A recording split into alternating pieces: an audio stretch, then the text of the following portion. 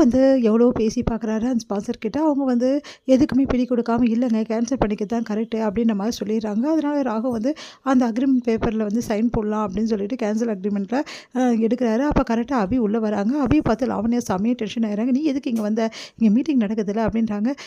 நீ கொஞ்சம் அமைதியாக இருக்கீங்களா கொஞ்ச நேரம்?" அப்படின்னு சொல்லிட்டு, "இங்கே வா அனு" அப்படின்னு சொல்லிட்டு அனுவும் அபியும் வராங்க. அவங்கள பார்த்துட்டு ராகவ் வந்து, "என்ன ஆச்சு?" அப்படின்னோடனே, "நீங்கள் கொஞ்சம் எனக்கு டைம் கொடுங்க ப்ளீஸ், இதை நான் வந்து கிளாரிஃபை பண்ணுறேன்" அப்படின்றாங்க. சரின்னு சொல்லிட்டு ராகவும் ஓகேன்றாரு. அடுத்து அங்கே இருக்கிறவங்களாம் ஒன்றும் புரியல. "இவங்க யார்?" அப்படின்னோடனே, "இவங்க தான் அபி, அவரோட ஒய்ஃபு" அப்படின்னு சொல்லிட்டு, "ஓகே ஓகே" அப்படின்னு சொல்லிட்டு கேரி ஆன் அப்படின்றாங்க. அடுத்து வந்து அபி புரிய வைக்கிறாங்க. இந்த மாதிரி ராகவ் மேலே எந்த தப்புமே இல்லை, கேஸும் முடிஞ்சு போச்சு. இதனால் வந்து ராகு எந்த தப்புமே பண்ணலை. இது ஒரு சின்ன கேஸு. இது வந்து எப்போ கிளாரிஃபை பண்ணிட்டு ஓகே பண்ணிட்டாங்க. அவர் மேலே தப்பு இல்லைன்னு சொல்லிட்டு ஓகே பண்ணிட்டாங்க. உங்களுக்கு எல்லாருக்கும் தெரியுமா தெரியாதா? அப்புறம் எதுக்காக இந்த மாதிரி பண்ணுறீங்க அப்படின்னு சொல்லிட்டு அபி கேட்குறாங்க. "எங்களுக்கு இந்த கேஸ் முடிஞ்சிச்சுன்னு தெரியாது. அபி இந்த கேஸில் வந்து அவர் இருக்காரு அப்படின்னு சொல்லிட்டு தான் எங்கள் நியூஸ் வந்துச்சு. அதனால வந்து நாங்கள் தான் தப்பாக புரிஞ்சுட்டு இந்த மாதிரி பண்ணிட்டோம். உங்கள் ஒய்ஃப் நல்ல கிளாரிஃபிகேஷன் கொடுத்துருக்காங்க" அப்படின்னு சொல்லிட்டு பாராட்டுறாங்க அவங்க. இதுக்கப்புறம் நம்ம பிஸ்னஸ் பண்ணலாம்னு சொல்லிட்டு அவங்களும் ஸ்பான்சரும் சொல்லிட்டு கங்க்ராட்ஸ் பண்ணிட்டு போயிடுறாங்க ராகவுக்கு சந்தோஷம் தாங்க முடியல. உடனே அபியை பார்த்து, "அபி ரொம்ப தேங்க்ஸ் அபி. நீ இல்லைன்னா இது கிடச்சிருக்காது" அப்படின்னோடனே, "இங்கே பாருங்கள், உங்கள் தேங்க்ஸுக்காக நான் இதெல்லாம் பண்ணலை. எப்படியும் என்னால் தான் இவ்வளோ பிரச்சனை நீங்கள் ஃபேஸ் பண்ணீங்க. அதனால தான் அந்த ப்ராப்ளத்தை நானே சால்வ் பண்ணிட்டேன். இப்போ உங்களுக்கு சந்தோஷம் தானே? இதுக்கப்புறம் வந்து இதனால் என்னால் தான் இவ்வளோ பிரச்சனை அப்படி சொல்ல மாட்டீங்களா?" அப்படின்னா, "சாரி அபி" அப்படின்றாரு. "பரவாயில்ல, நான் கிளம்புறேன்" அப்படின்னு சொன்னோன்னே, "பரவாயில்ல அபி, நானே வந்து ட்ராப் பண்ணுறேன்" அப்படின்னா, "பரவாயில்ல, நான் அக்கா கூட வந்தேன். நான் வந்து அனு கூடயே கிளம்பிடுறேன்" அப்படின்னு சொல்லிட்டு கிளம்புறாங்க. வர அனு அபியும் பார்த்துட்டு அப்படியே முறைச்சு நிற்கிறாங்க. லாவண்யா பார்த்துட்டு அனு வந்து அப்படியே பார்க்குறாங்க. அபி வந்து, "சரி வா அனு போகலாம்" அப்படின்னோடனே, "ஒரு நிமிஷம் இருக்குது, ஒரு விஷயத்தை பேசிட்டு வரலாம்" அப்படின்னு சொல்லிட்டு, "என்ன நினச்சிட்டு இருக்க உன் மனசில்? அபியும் உள்ளே வரக்கூடாதுன்னு சொல்கிற? உனக்குன்னா அவ்வளோ திமிரா? நீ ஒன்றும் இந்த கம்பெனிக்கு வந்து ராகுவோட ஃப்ரெண்டாக இருக்கலாம், இல்லை இந்த கம்பெனி பார்ட்னர்ஷிப்பாக கூட இருக்கலாம். ஆனால் ராகுவோட ஒய்ஃபு அபி வரக்கூடாதுன்னு சொல்கிறதுக்கு உனக்கு எந்த அருகதையும் கிடையாது. இதுக்கப்புறம் இந்த மாதிரி வேலையெல்லாம் செஞ்சால் நல்லா இருக்காது" அப்படி சொல்கிறாங்க. அப்படியே பார்த்து முறைக்கிறாங்க. "என்ன ஓவராக போகிற அனு?" அப்படின்னா, "நான் அப்படி தாண்டி போவேன்.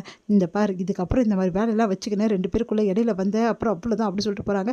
அபி வந்து, வேணாம் விட அனு. எப்போவுமே இந்த லாவண்யா மேடம் இப்படி தான். இவங்கெல்லாம் திருந்தவே மாட்டாங்க. நீ வா" அப்படி சொல்லிட்டு கூட்டின்னு போகிறாங்க. இங்கே லாவண்யா பார்த்து அப்படியே டென்ஷன் ஆகிறாங்க. இங்கே வந்து முரளி வந்து செம்ம சந்தோஷமாக இருக்காரு. இப்போ வந்தோடனே வீட்டுக்கு இதுக்கப்புறம் எந்த பிரச்சனையுமே கிடையாது.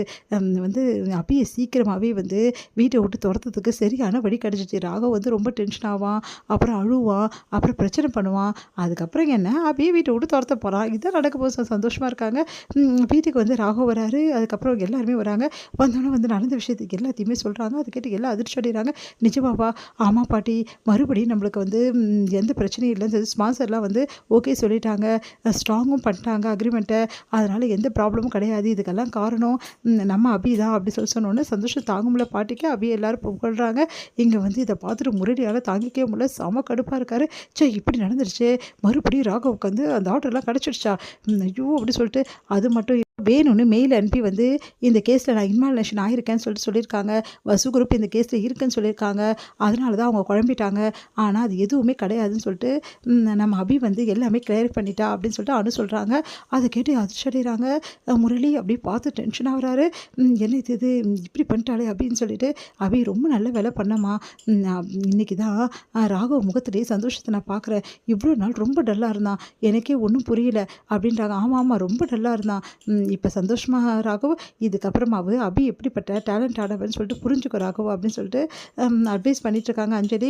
உடனே அபியே பார்த்து வச்சக்கன் வாங்காமல் பார்த்துட்டு ராகவ் வந்து அப்படியே கண்ணாலேயே தேங்க்ஸ் சொல்கிறாரு அபிக்கு.